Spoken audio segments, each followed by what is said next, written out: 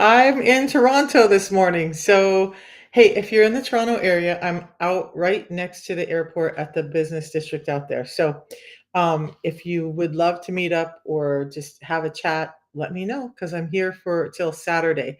Tell me where you guys are at this morning. I chose to drive up. I chose violence. I don't know. And my car navigation took me on every single back road there was. To get to Toronto, so it was like, an 8.5 hour drive last night. I think I got to bed at 2 a.m. by the time I finally got here. How's everybody doing this morning? We're gonna dive in. I know it says thyroid up here, but what we're really gonna talk about, because I didn't have time to change it, is 4 hormones that are controlling your insulin your metabolism, and thyroid is one of them. So, we're going to talk about those 4 hormones, how they're affecting your metabolism, and how insulin resistance is messing with all of them, causing this metabolic disorder that 93% of us are suffering from. And the more I listened, so I had 8 hours trapped in a car. You know what I did the whole time? I listened to podcasts. Of course I did. Of course I did. That's how my brain works. Got a lot of really interesting information yesterday. I'm going to be posting some information on, how I always talk about how we're set up to fail by our food industry. Well, I can never say his name right, Drew Pruitt. Um, Pruitt. He had a podcast with a former member of a lobbyist group for one of the big food companies, and he shed a lot of light about what's going on behind our food. And this is going to be a little controversial, but he talked about how they use racism to push their food and get subsidies for their food. What? It's crazy what they do to us to sell their food, to get their product out there, to be getting more sales for themselves and causing just confusion and disarray for the rest of us. We'll talk about that a little bit later. Let's dive into the hormones, but let me know where you guys are coming in from. I would love to hear from you. Again, I'm up in Toronto this morning, so I'm in New Digs. It's a little crazy for me. My brain does not deal well with change, and so I'm trying to cope with all of this. And my tabletop here's a little tippy at the place I'm at. So, hormones. You have the 4 that we're going to talk about. There are many hormones involved in your metabolism, but the 4 we're going to talk about are insulin, cortisol, thyroid, and estrogen. Okay, because most of my following is women. Hey, from North Carolina, thanks for commenting. Um, I just shipped a package to North Carolina yesterday. Uh, so all right, hey Jeep girl. Okay, so we're gonna start out with the big daddy of it. Okay, I want you to understand what the hormones are, where they come from, because each one of them comes from a different point in your body. Each one has a little different action on your metabolism, but this big daddy, insulin, has effect on all of them. Okay, so insulin is a hormone that helps you utilize sugar. In effect, it takes the sugar that's in your bloodstream and it runs it to cells, and it's like a little key mechanism, the receptors. It opens up the cell and allows the glucose or energy into the cell. That insulin is produced in your pancreas. It's elicited when your body senses more than 1 teaspoon of sugar or glucose in your bloodstream. So that's insulin, and it has a lot of reactions. We're going to go over what insulin resistance is and how that is affecting you in just a few minutes, okay? But the next one, cortisol. How many of you guys have heard about cortisol in your metabolism? I'm shaking my head no, but I mean yes. I mean, if you've heard about cortisol in your metabolism, put a 1 in. You don't understand. You have PCOS, really low estradiol and high testosterone, and you need to gain pounds. That is an anomaly for a certain percentage. I think it's less than 20% of people with PCOS, because it's less than 20% of people with insulin resistance who have the same problem. So I was in one podcast I was listening to with a doctor who's dealt with PCOS and all these things. They very clearly said, and I'm going to say it again, we need to understand that PCOS and insulin resistance are one and the same. They're one and the same. So I used a protocol to help me overcome my diabetes. It was the only thing that worked when doctors and all these medications they had me on were not working.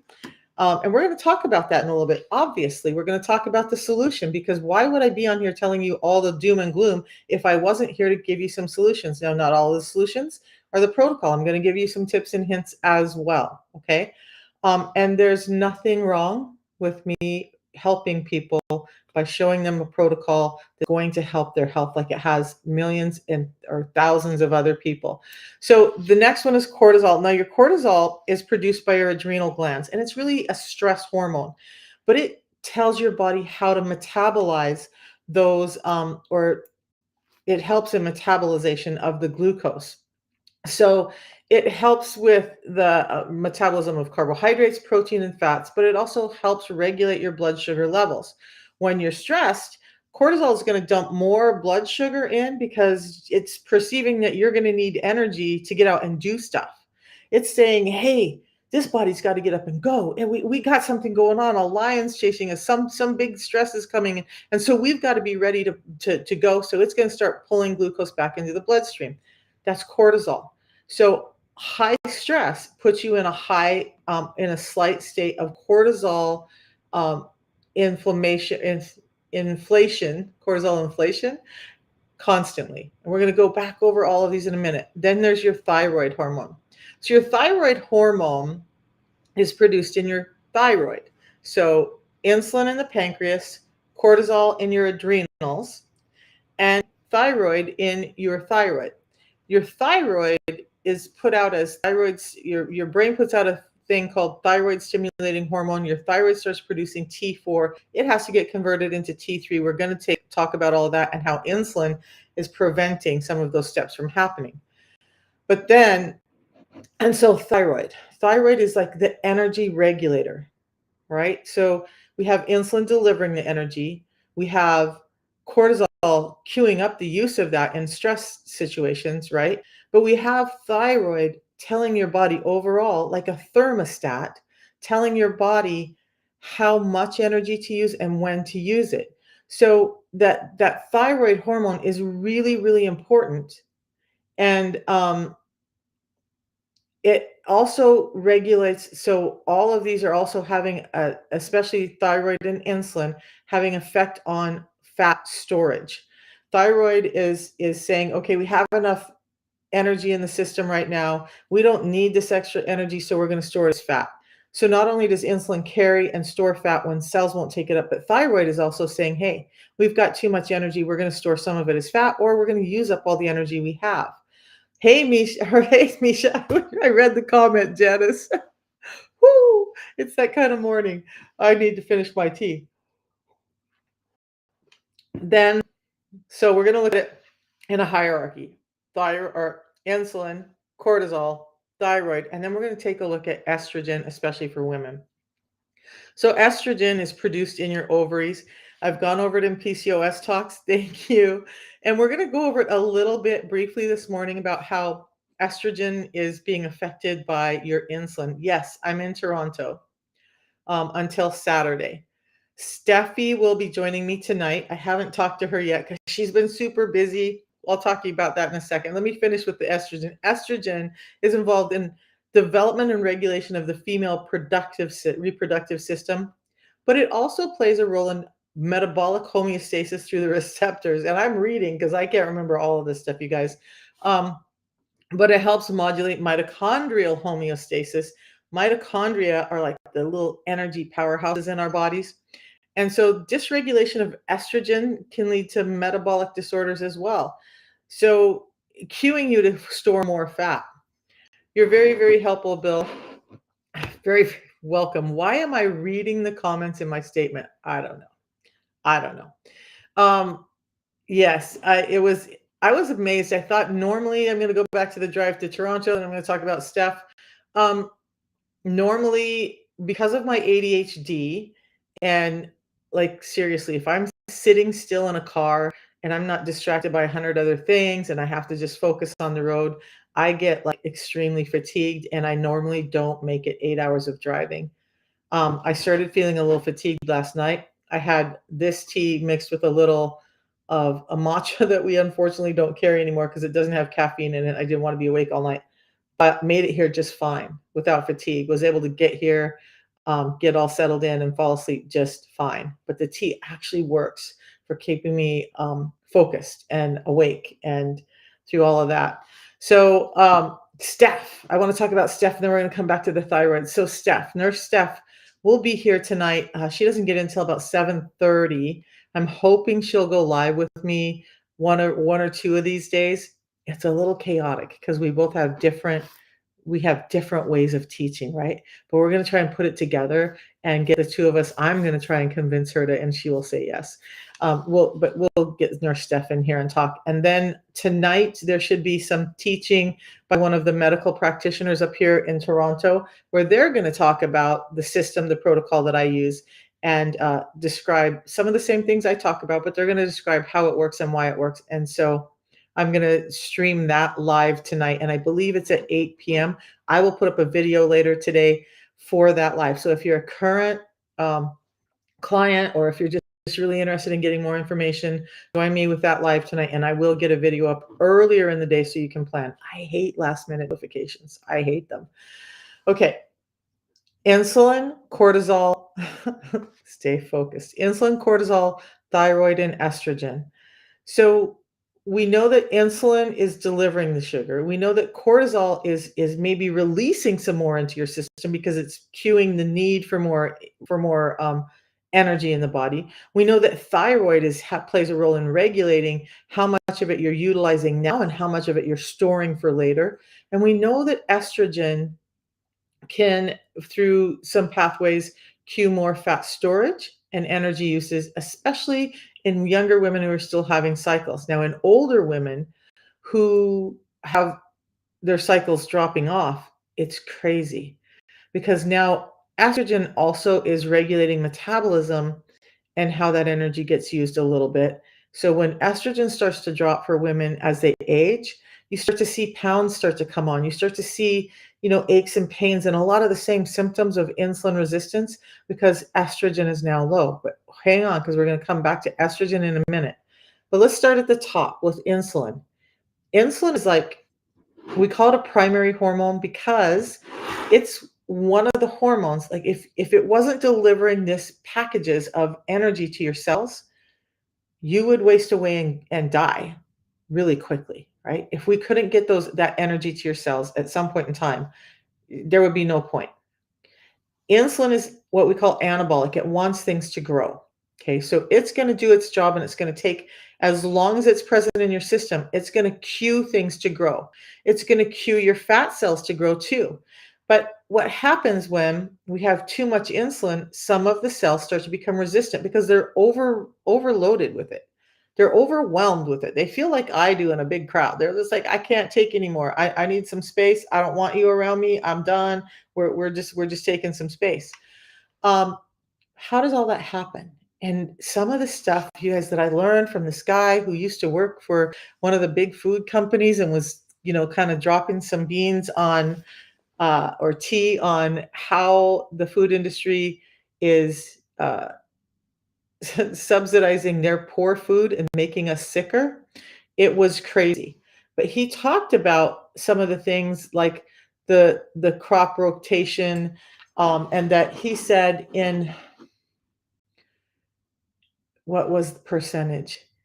In a majority of our seed grown foods, I've heard 40% before, but his number was a little higher in how much less nutrient dense they are.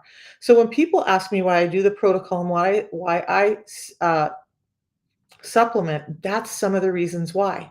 A head of broccoli now no longer gives you the same fibers and nutrients that it used to give you. So you can eat and eat and eat the broccoli. You're getting fuller and fuller and fuller. You're getting more carbohydrates, and you're not getting enough fiber, and you're not getting enough of the nutrients that are supposed to be there because either modified or through crop rotation and soil depletion, our nutrient levels in our food are down. Now, I'm going to admit to something. They were talking last night, and one of them, they being some of the doctors that were talking, one of them said, what was the comment? You know how I always say it's not your fault? and they were talking about body positivity, and they were talking about, us having, some autonomy and us taking control of our health, which I talk to you guys about all the time. Part of the reason I'm here is because I want you guys to have information. Whether you believe me or not, whether you like my message or not, you're getting information. If you don't like what I'm saying and you want to go follow somebody else and do what they're saying, great, but just get the information and then make your decision. That's all I ask, right? Hey, Liz.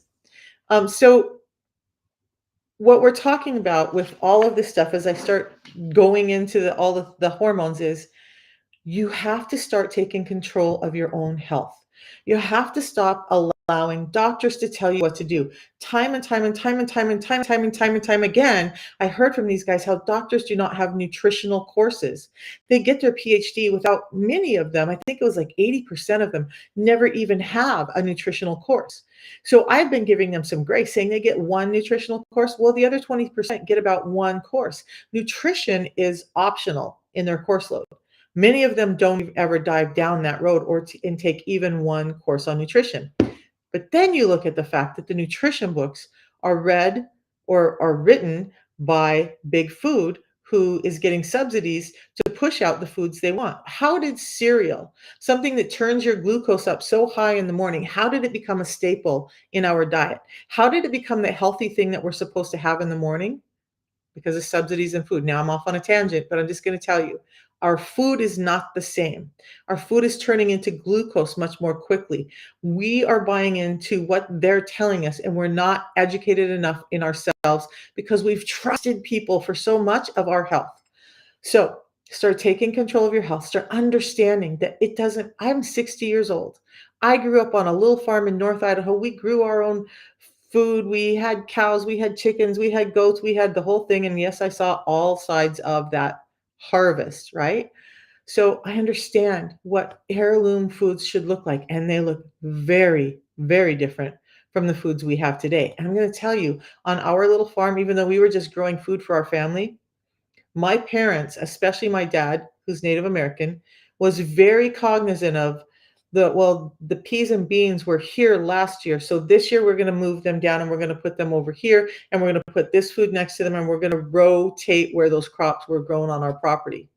They never put, well, the peas go here and they go here every year. The corn goes here and it goes here every year. And we're going to put potatoes in this plot every year. We did not do that. They rotated. Dad fully understood the nutritional value. And our farm, our produce was right next to our animal pens. That soil taking up their excretions nutrifies the soil, nutrifies the food we eat, and changes the whole value. We're not getting that. How many of you have seen a cattle farm right next to a corn farm or corn implemented in between rows of cattle? You guys don't see that. Our soil is depleted. Our food is not nutritionally as dense as it should be. Whole other topic. I'm getting off on a tangent. But insulin resistance is being caused because of this food epidemic we have now. That's why I supplement. We're going to talk about what I supplement with to get the vitamins, minerals, and fibers in that we need to be able to recognize and even digest the food we have without it all just being converted to glucose, spiking our blood sugar, and then spiking our insulin. So that's kind of the bottom line. We're having food that's really imperfect and it's just destroying our health. Now, when we have this food that's converting into glucose all the time, that's problem number one, right? Problem number one. So when we look at the fact that there's that going on, but then what else is the food industry telling you? And I want you to know that a couple of these things are really driven by the food industry and not by science.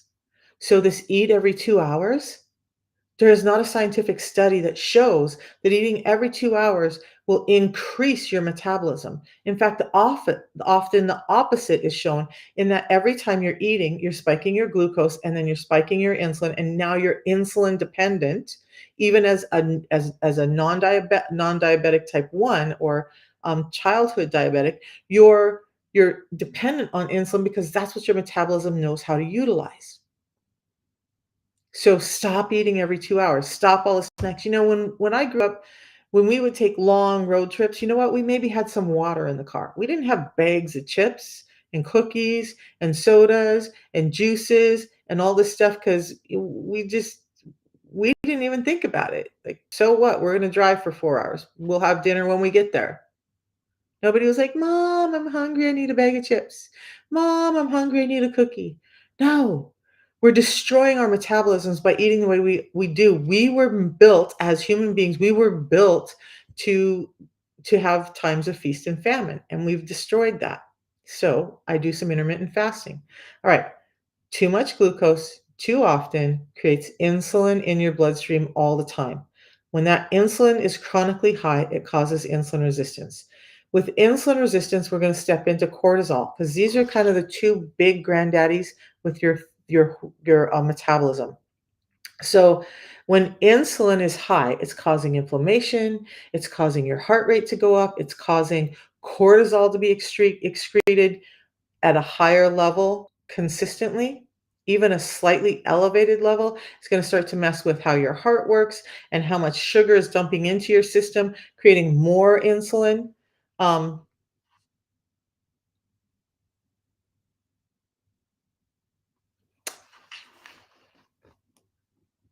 so I'm sorry, you guys, if the internet, I was worried about this. So I might have to see if I can go to the office. I'm at my little Airbnb this morning. I might have to try and go live from the office tomorrow morning, but we'll see. If this continues, we'll just have to deal with it. I'll try and get this message out. So insulin increases cortisol. How do we get insulin increase? Well, we get it through some of the same ways as cortisol. Stress and trauma increases your insulin. Inflammation can increase your insulin. Let me see if I can fix something here.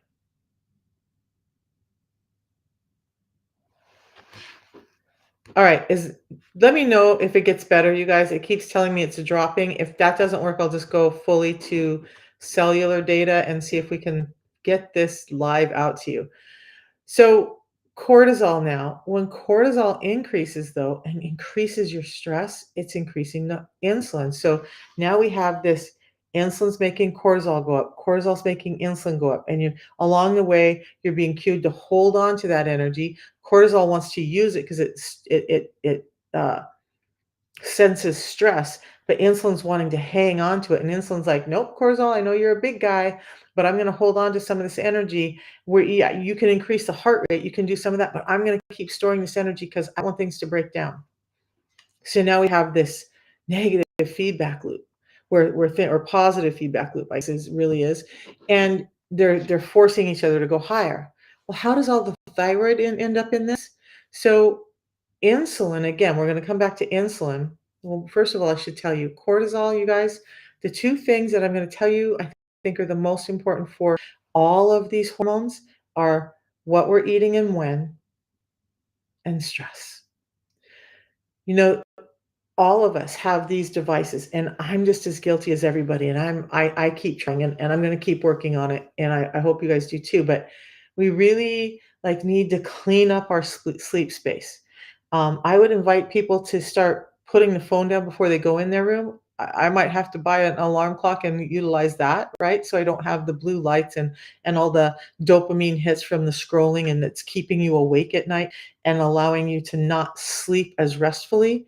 If you're not sleeping well and you're in stress, which we're in higher amounts of stress than ever, your cortisol levels are going to be up. And remember, when your cortisol levels go up, your insulin levels go up. Now you're storing more fat.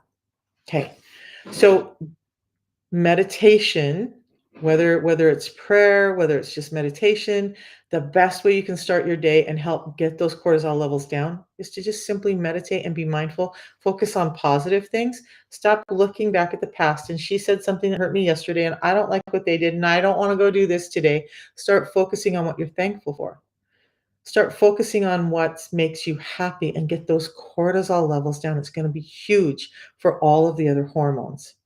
Um, okay, that's a little sidebar. Now, when cortisol and insulin are fighting each other, what's also happening is you're getting mixed up messages in the brain for your thyroid. So maybe you're not getting enough thyroid stimulating hormone cues to your thyroid to produce T4 in the first place. So now your thyroid levels are going down. And remember, your thyroid is regulating how this energy is getting used. So now it's starting to dysfunction. But more than that, when T4 is so you may go and have labs and it says, "Oh, I my T4 levels are high. They're great. My T3 levels are a little low or they're just really not there at all," because insulin plays a role in how T4, which is the inactive type of thyroid, gets converted into T3, which is the active one that goes into your cell and does the work that tells, the energy usage in your cell. In the presence of insulin resistance, there's a downregulating of T4 being able to be produced into T3. So blood levels of T4 are not really telling us the problem. Blood levels of T3 might not tell us the problem either, because here's another thing that insulin resistance does is it causes some inflammation in the cell. So now that cell may have some T3 in there. The inflammation could be interfering with how it is able to use the energy in the cell. So and I've listened to a couple of thyroid doctors talk about this, how just because the levels of T4 and T3 look normal on your blood screens doesn't tell them the whole picture. So as always with your hormones, it's just as important to listen to your symptoms and not just look at the numbers on the paper. Okay. So there's a lot of reasons why your TSH, your T4, and your T3 can look normal on paper, but you still have all the symptoms of hypothyroid. And it's frustrating to doctors, right? Because they're like, well, her labs look normal. I don't understand what's going on. Well, if insulin resistance is causing inflammation in the cells, and there's a lot of things that can cause inflammation in the cells, maybe you're just not being able to utilize that thyroid. Now you're not able to utilize the energy even when it gets delivered to the cell. So insulin, cortisol, thyroid. But if you get the insulin and the cortisol under control, the thyroid's going to start to get under control too. So one of the best pathways to get to some of this stuff is to really just start addressing the insulin. Now, we're going to get to estrogen in a second, but if insulin is under control and you're still having cortisol problems, maybe you still need to look at your stressors in your life. And you guys, if you're living a life that's everyday stressed and you're shortening your lifespan and you're having a lifespan that's sicker, is it worth it? Ask yourselves if what you're doing that's causing stress in your life is really worth it in the overall picture. That's going to be huge for you. Then, um, just yeah.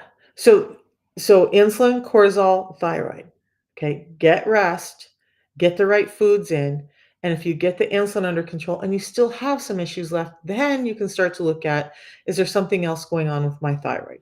Maybe I need to supplement with some bioidentical thyroid. Maybe I need to address some other things going on with that. Estrogen. Let's talk about estrogen. Estrogen is the fourth metabolic hormone I'm going to talk about this morning, and it's produced in the ovaries in women. Now, in men, there's an estrogen factory that we don't often talk about. So, your gonads, both men and women, and so in men, it's your testicles, are converting testosterone into estrogen, and those regulate how much of that happens. In women, the ovaries are doing the same thing. Now, most people think that estrogen is more important to women and testosterone is more important to men. It's just the levels are different in men and women. Women very much need testosterone. Somebody mentioned PCOS. We're going to talk about that just a little bit if you're still here. And men also need testosterone. Women, we need it for mood and for self confidence and for um, being able to burn fat and have energy and just feel vitality and sex drive. When our testosterone levels are low, we have less sex drive. When our estrogen levels are low, we have less sex drive.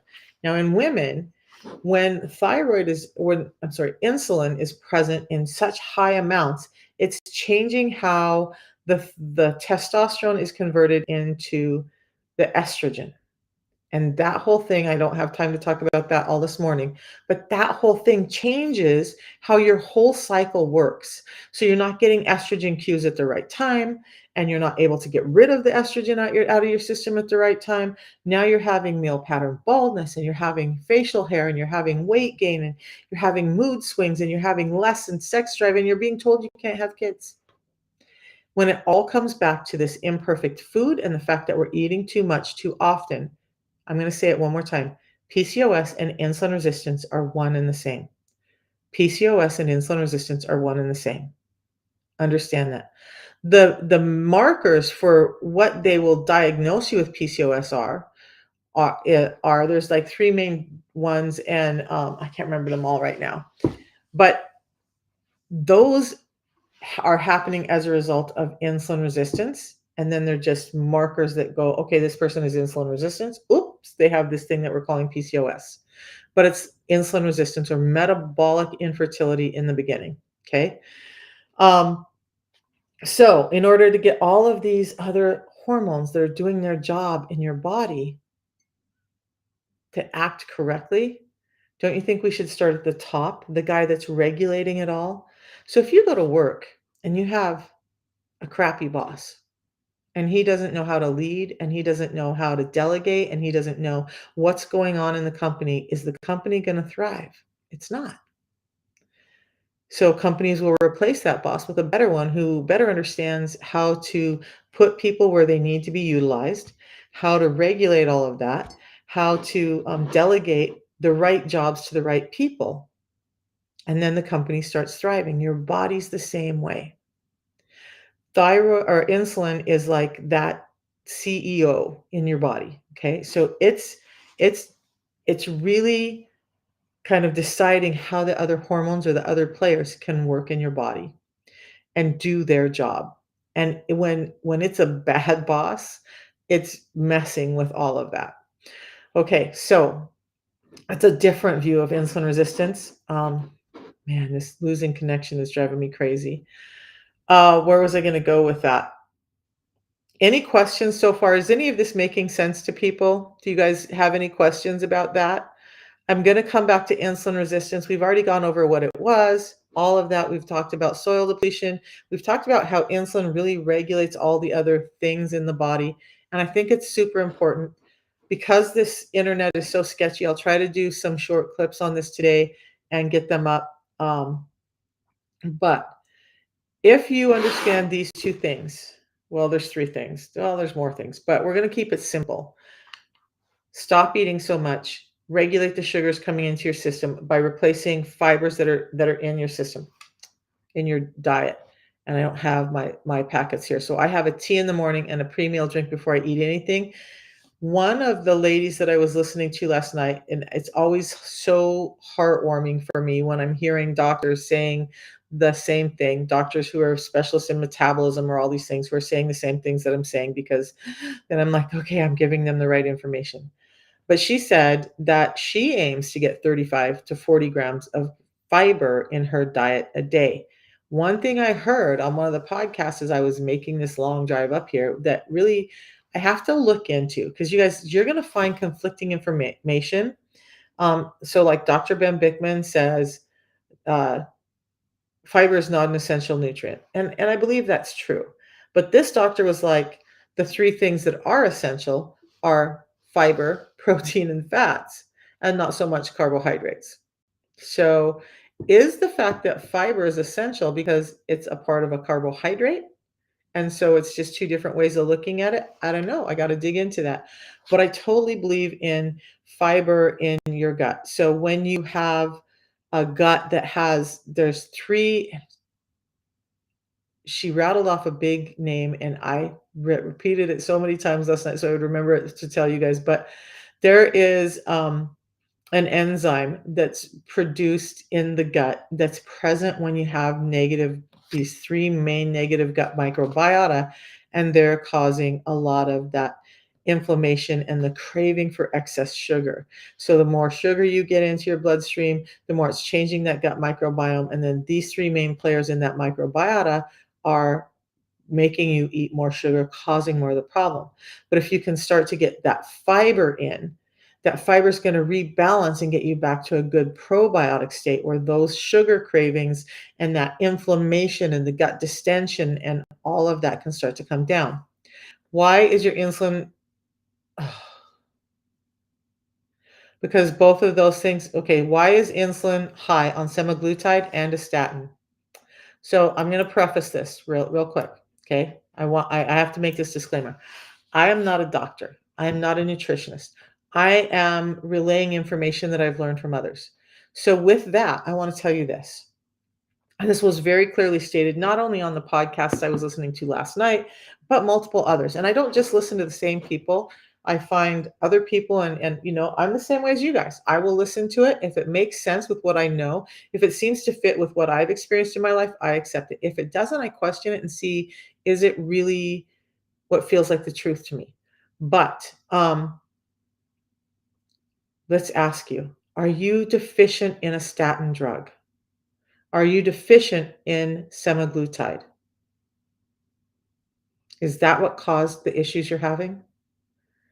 Or is it the overabundance of glucose and the dysregulation of it and and the food that we get causing that caused it? And is semaglutide going to fix the fact that you have this metabolic disorder based on the food that you're eating? And have you changed what you're eating and implemented fiber and all the things I'm talking about while you're on semaglutide? So semaglutide is GLP-1. There's a number of factors that it does. And people get mad at me when I say this, but it's true. There's scientific studies behind it.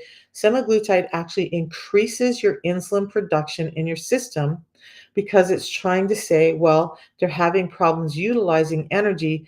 We need to increase the insulin to get that energy usage. But you already have an insulin problem. So semaglutide is creating more of that.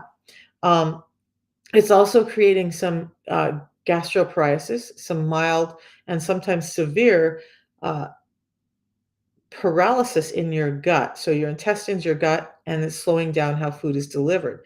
You're still not utilizing insulin and the energy correctly because semaglutide didn't fix that. Semaglutide didn't fix the fact that you're unable to process insulin and switch over to glucagon. It didn't fix that, right? It didn't fix that. It didn't fix that. It's still queuing more insulin, more insulin, more insulin. Now, the other thing I'm going to say before I get off of semaglutide and we're going to go to statins is that semaglutide and those GLP-1s, whatever form they are, the studies are showing that more than 40% of your weight loss is coming from muscle tissue. So, are you looking for fat loss or are you just looking to have the pounds on the scale go down? Do you want to be skinny fat? Have no muscle mass? And by the way, when you lose that 40% of muscle mass, especially after 40, you're not likely to gain it back. It's an uphill battle to gain it back. And muscle mass is one of the highest insulin sensitive tissues in the body. It's one of the quickest ways you can get to be sensitive to insulin by moving. And I'm going to give you a tip on that here in a second. So, if your muscle mass has gone down by 40%, now your insulin sensitivity has gone down by the same amount. Now you're having a worsened problem. One of the doctors that was on last night was talking about that semaglutide is not a cure. It's not a like, oh, you do this for 30 days. And he said there's a warning in, and I don't have a box of it to read, but he said in all that big paper of warning, of all the stuff they talk about that comes with those semaglutide or the GLP-1s, it does disclose in there that it's a lifetime drug. People are seeing it as a temporary thing. And according to this guy, there's a disclosure that if you go on it, it's actually going to hurt your metabolism and you're going to have to be on it the rest of your life. And I've known so many women and men who've contacted me back and said, my thyroid got damaged, my pancreas got damaged, my gallbladder got damaged, and I gained all the weight back. There was a documentary, a woman almost lost her life, ended up in the ER because of those drugs. She had gotten really thin and she felt really good, but she went off the drugs because it almost took her life and she was young. But then she started gaining the weight back. And then she started missing how she felt and looked when she was skinny. And she went back on the drugs and she started getting sick again. And she said, what am I doing? And she went back off of it. Be careful with those drugs. Be very, very careful and be very educated. Do some digging of your own and understand. I worked in a number of doctors' offices. Some buy into the whole big pharma thing and some don't. But yeah, the whole them profiting from doing giving you medications is real. It's real. Um, Also, the pharmaceutical reps, I had 2 in my family, are more educated on these drugs than the doctors are. I saw some doctors who would sit down and read through all the research and the data, but understand that the research and the data that they're being presented with comes from the drug company who produced a drug. And I also have a friend, Wendy, you guys, Wendy Farmer on here. She was involved in some of those surveys, tests for drugs. And what she said was they would get 20 in, and even if 18 of them had negative effects and had negative things to say and whatever, but there were 2 that came out good, because that drug company is pushing those, guess what 2 you're seeing? Guess what 2 are getting posted in the NIH? Guess what 2 are being shared with the world? Be careful, okay? Statin drugs. There's more and more information coming out that's saying similar things with statin drugs. They're not solving a problem. In fact, they're making you be reliant on them lifetime, and they're probably worsening the problem. Dr. Bickman has talked about it. I think I heard Dr. Hyman talking about it, but these doctors are starting to talk about that those drugs are causing you to be dependent on drugs. Interesting thing. They're starting to subsidize things like Ozempic at about $2,000 a month for people who need to lose weight. Why, oh, why, oh, why are we subsidizing something that they're planning to give to children? I just mentioned all the stuff that's bad. Why are we subsidizing that? Why are we not subsidizing something like the system I use? Because our company hasn't asked for subsidies, that's why. Why aren't we subsidizing getting healthy food to people? Why aren't we subsidizing fixing our crop? Why are we not spending that $2,000 a person on something that's actually going to create health instead of create more sickness? So let's talk about sick care or health care. Are you involved in sick care? Are you just taking care of the symptoms and creating more sickness and being sick, sick, sick, but getting more medications and not really resolving the root problem? Or are you investing in healthcare? Preventative, and one of the doctors said curative healthcare. And it all starts with the food we're eating. So, yes, there are some viral things, there are some genetic things, but those genetic anomalies are really, really rare. The one big elephant in the room is insulin resistance and the fact that we're getting food that's not nourishing our bodies in the way it needs to. So, again, I don't have my packets. If you guys are interested in the protocol I use, you can go to my profile link, tap on it. There will be a page that comes up. Underneath the red lights, the protocol is there. Again, it's a tea I drink in the morning. This gives me mental clarity and energy without ruining my blood pressure. It actually helped bring my blood pressure back down to normal, helped with anxiety and depression and a number of other things. And I can go all into that later. But this is what I do every morning. It helps me stay in a fasted state because it's helping me with satiety. So now I'm not feeling hungry. But not only is it just not making me feel hungry, it's actually helping me with ketones being kicked out. It's actually helping with messages to burn fat for fuel instead of sugar for fuel. So in at 16 hours, and so today it's 9. So today it will be about 11 o'clock when my 16 hours is done. Okay. Then I can have a meal. Before my meal, I'm going to get in about 5 grams of fiber in a very specific formula. It was scientifically, not marketing designed, but scientifically designed, looking at how it affects the metabolism. And there's at least 10 studies on how it affects the metabolism and how good it is for lipid regulation, for blood glucose regulation, for its effect on metabolic disorders. So this fiber, I just pour in water, drink it down 10 minutes before I eat. It's helping reduce a blood glucose spike by 20%. And that was tested on white bread, one of the things that spikes your glucose the highest. Did you guys know that? White bread spikes your glucose higher than just sugar? Crazy. So it reduces that blood glucose spike, and it was tested on bread by 20%. It reduces the resulting insulin spike by 13%. I drink it every time before I eat whatever I eat. I try not to snack. I'm not going to lie. ADHD, me in a car for 8 hours. I did some snacking. But you know what I tried to choose? I chose something like pork rinds that was higher in fat, a little bit of protein, and very little carb. So I'm not spiking my insulin between meals. That's what I chose to snack on when I'm in my ADHD, I'm in a car and I'm trapped state. So let's talk about the 6 simple tips, because if you go to my profile, you'll also see, when you go to the link, you'll see a free ebook for you guys called 6 Simple Steps. And this is going to involve both insulin resistance and some cortisol stuff here too. So you want to get fiber in first every time you eat, before you eat, because that fiber is slowing down the delivery of sugar into the system, allowing your body not to have to produce such high amounts of insulin. It's helping you stay satiated longer, so you have less of those hunger cravings. It's helping your gut microbiome, so that we're switching from that negative biome to the positive, so that you're more naturally craving healthy, satiating food instead of the sugar, sugar, sugar, sugar. So it does all of that. Fiber first. But because of all the things I talked about in the first of this little live this morning, we're not getting enough fiber just from the foods we eat, and it's really, really becoming more difficult to get the fiber and nutrients we need out of the even the raw organic foods we eat. So, protein. Most people don't understand, because I'm going to admit I didn't. I didn't understand that protein converted into glucose in the system as well.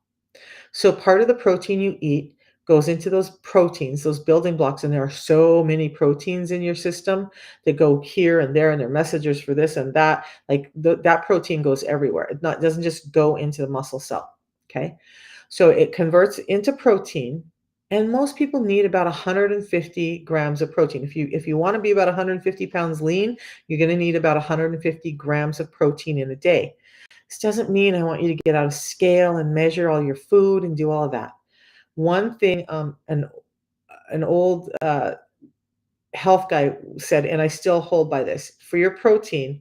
And so this is going to tell for you more perfectly, right? So I'm a big boned person. I'm really a big boned person. Yes, I carry some extra weight, but if you compare my fist size to most women, my fists are bigger. So you want your protein to be about the size of your fist.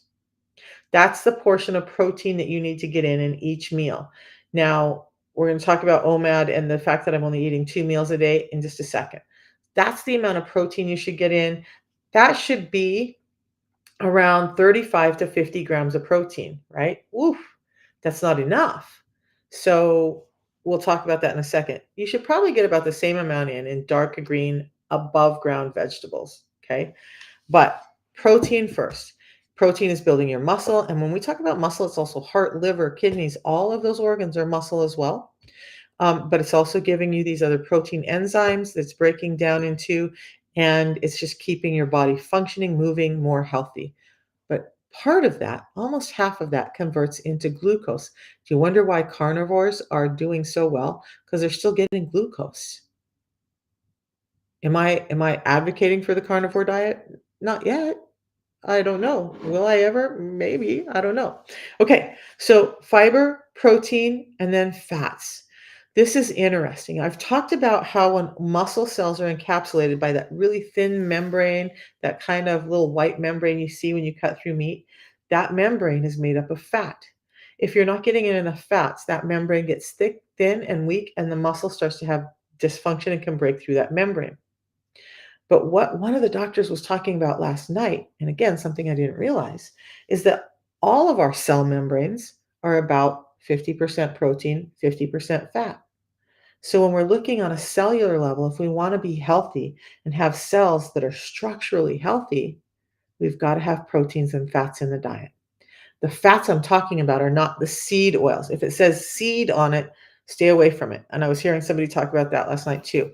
I'm not in looking for it. It just showed up in one of the talks I was listening to. So extra virgin olive oil, avocado oil, coconut oil, butter, ghee, animal fats, those are good for you. Now, if you overdo them, look, if you overdo protein, say you're getting in 250 grams a day and you're not utilizing it, you're going to have problems. It's going to cause stress on your kidneys. It's going to cause a number of other problems. So everything in a range, right, of what's good. But 30 grams of protein a day, which is what most people that I've talked to are getting, is not enough for you to have healthy cell structure, have healthy muscle structure. So fiber, protein, fats. Then limit your carbs. Now, carbohydrates are come in many forms. So if it's not a fat and it's not a protein, then it is a carbohydrate. So yes, all your fruits and vegetables are carbohydrates. Carbohydrates. Most of those contain fiber.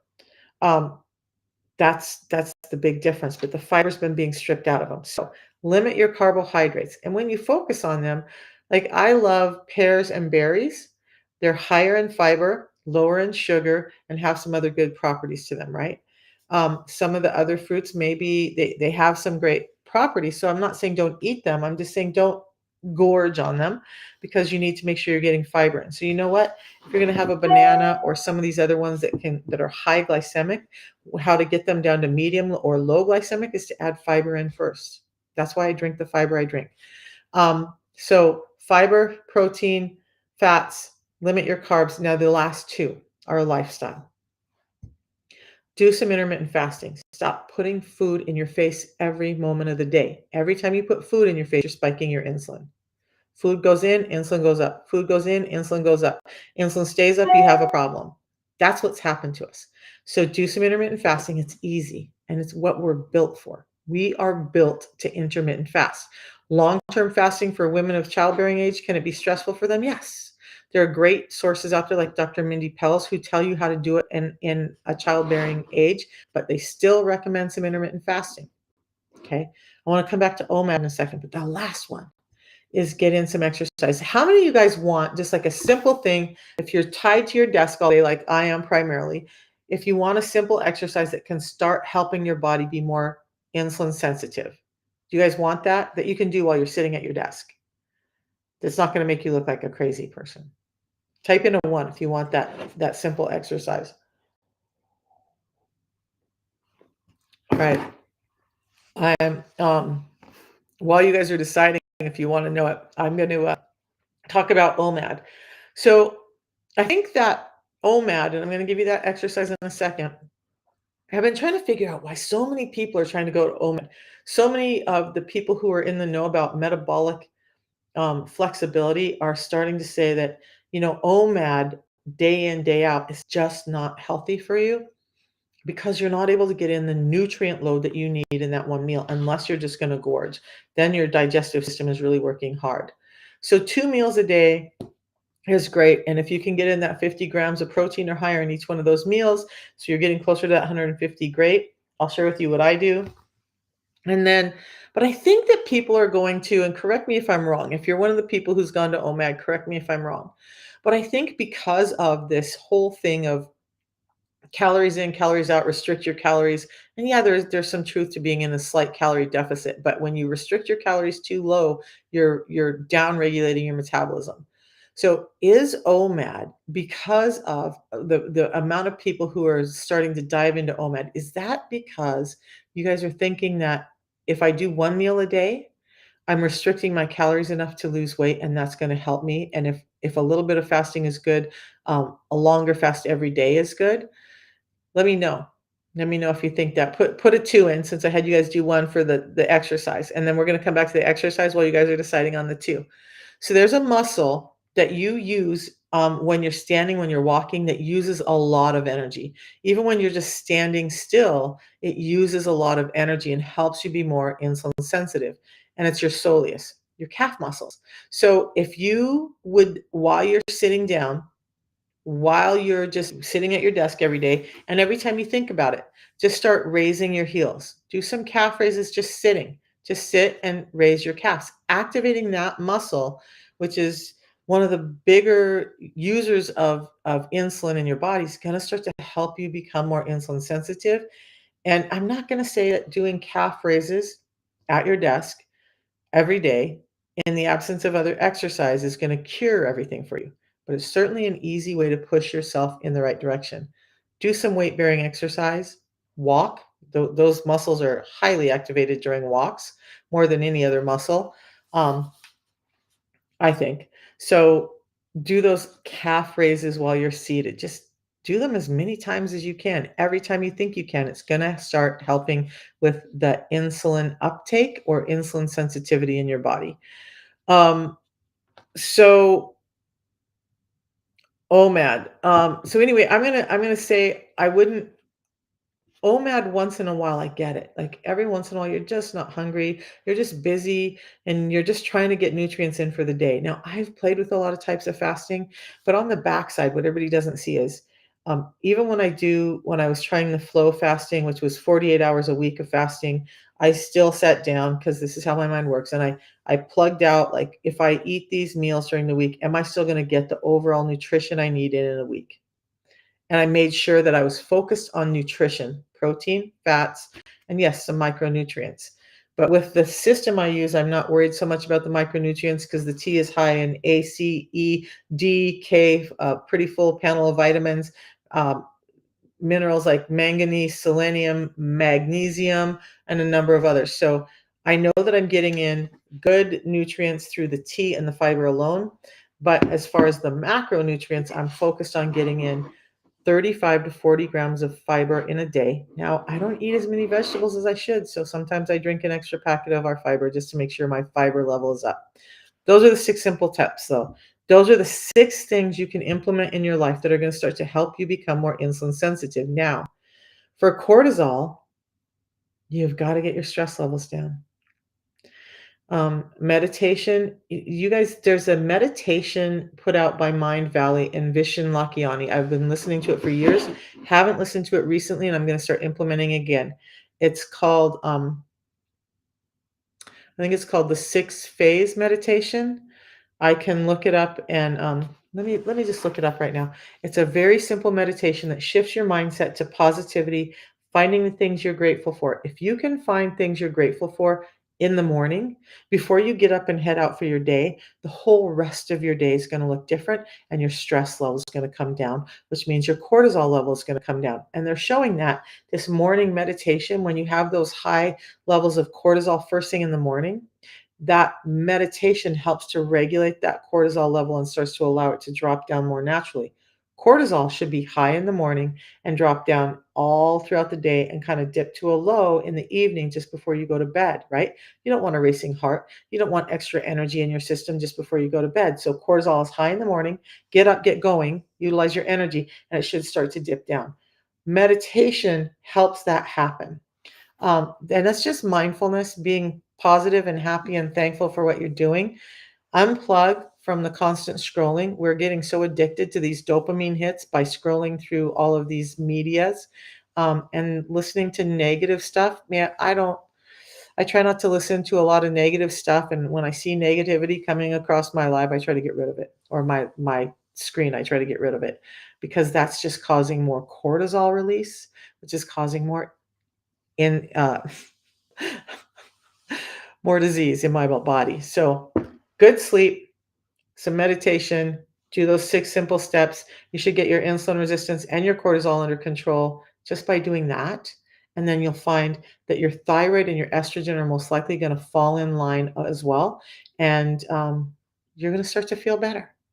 So, I'm going to try and figure out this connectivity issue here today.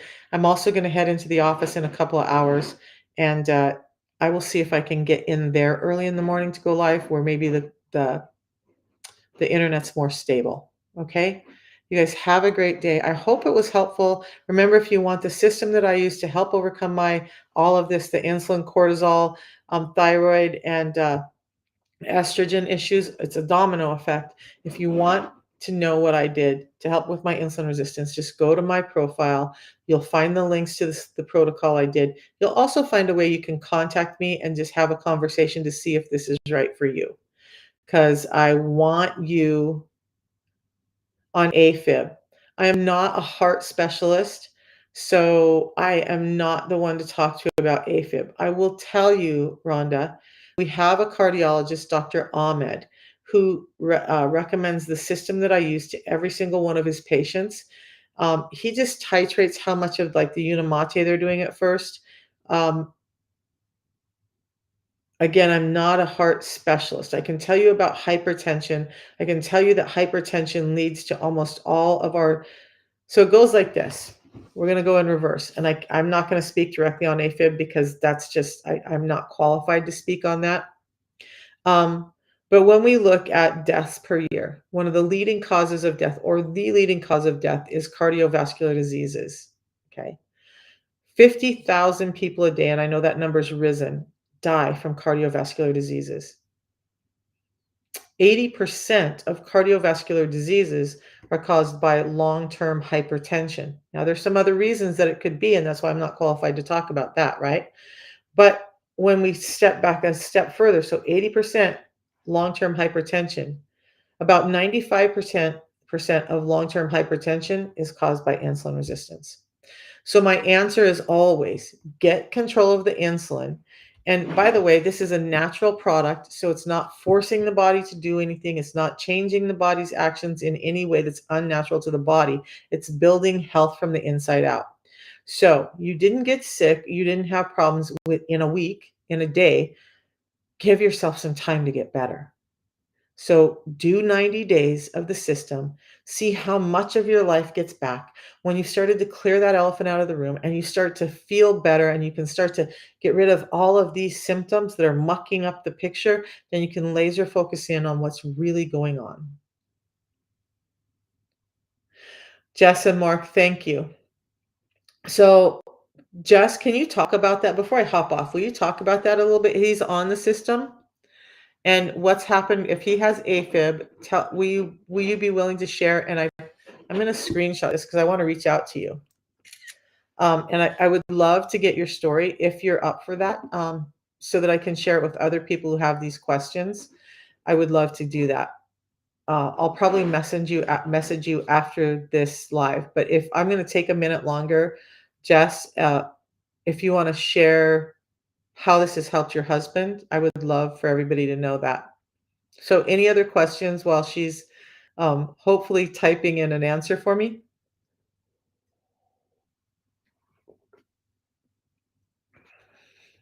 And I hope those numbers help.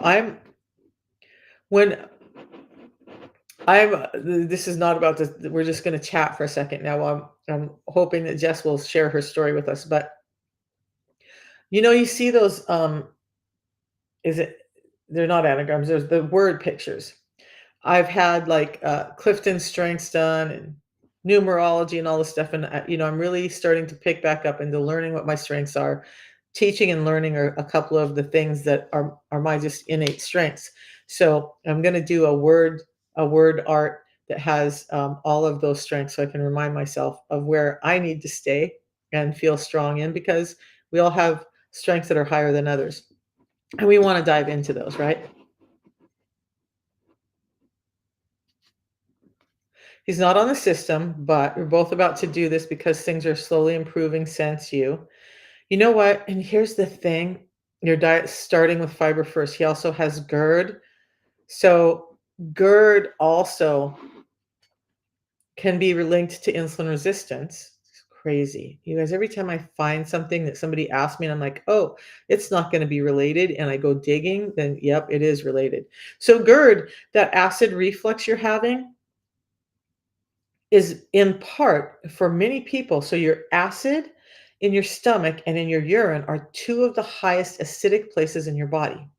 Your urine is acidic because if it wasn't, then all of the bacteria and stuff that it's getting rid of would start to grow in the urinary tract and you'd have infections, right? So your urine is pretty darn acidic. Your gut is your stomach is extremely acidic because it needs to break down the food that goes in there so it can pass it through in a form to the intestines that the intestines can leach it out into the system. So yeah, so it has to do with I'm going to finish with GERD, then we'll talk about the UTI. So much good stuff. Okay, so GERD, when your stomach starts to have the effects of insulin resistance, one of the things that this resistance to insulin does is it slows down how much your stomach is contracting, because your muscles inside are all having this slight like massaging type motion of moving things along.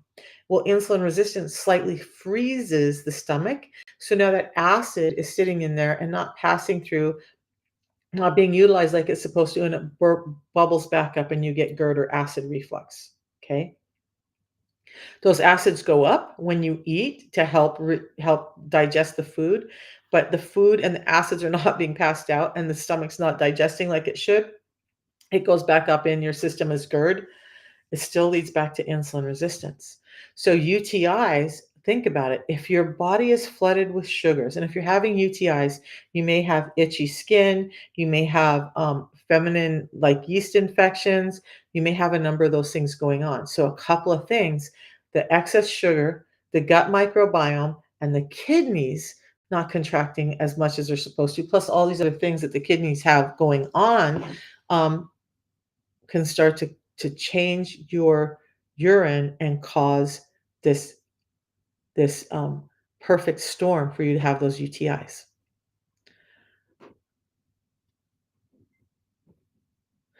Nice, Rhonda. Your cardio doctor said to go on this program and they will adjust the blood thinner. Um, White tongue in the morning. I don't know that one. That's a good question. So I've got my handy dandy notebook. That's a quirky good question. You guys, I talked about it yesterday. Some questions that came through that were white tongue.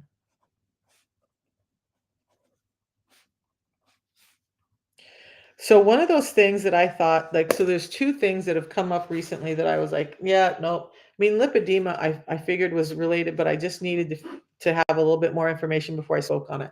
So was asked about muscular dystrophy, and more than 30% of people with muscular dystrophy have insulin resistance of some sort.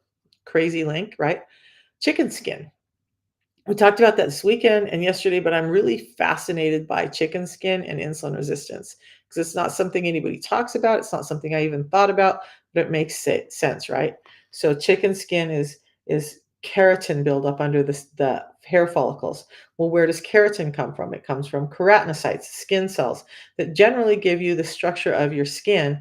And when that's overproducing or breaking down, it's causing skin tags, right? Little places where there's just a skin cell breakdown or too much cells poking out with breakdown around. So excess keratinocytes produce keratin, can produce excess keratin. The excess keratin is what's causing the keratosis pilaris. I think that's the right term. But they've also found, so I put that link together and I'm like, huh, that's interesting. But then there's science that's now saying that there's a great deal of people. I don't have the percentage in my head today. A lot of percentages floating around there, but there's a good percentage of people with chicken skin who also have insulin resistance, whether they're heavy or thin. But the presence of weight, excess weight, really increases that level of insulin resistance that they're finding. A lot of these things we don't have the mechanisms for because science is just starting to dive into how come there's just this correlation between insulin resistance and all of these disorders. They found the correlations. Now they're starting to dive into the mechanism of how it's happening in the body. Okay. So hawthorn berry, some of these other things I'm not opposed to. I just know that for me, I did a lot of those things and I wasn't getting better. Do I still, like I'm probably going to do some wild yam cream because I'm 60. I want my estrogen levels and my progesterone levels to be normalized and whatever. But I was not getting better until I started the system that's giving me, the fibers that are helping my blood glucose. By getting the blood glucose down, I've done talks on insulin resistance and heart, and how insulin resistance is causing 5 ways that are increasing your blood pressure. So the system is actually not addressing all of these things. It's addressing insulin resistance. I'm just making the links between insulin resistance and all these things so people can understand how everyone is getting better by addressing their insulin resistance. Okay. Um, And Jess, I would love to be your coach and help you guys through that. I would also love to hear about what's going on with you and your husband. My WhatsApp link is in my profile. If you guys want to talk, let me know. I'm not going to claim to know everything. I'm going to claim that I'm going to have to go look if I don't know, and I will do the looking. Okay.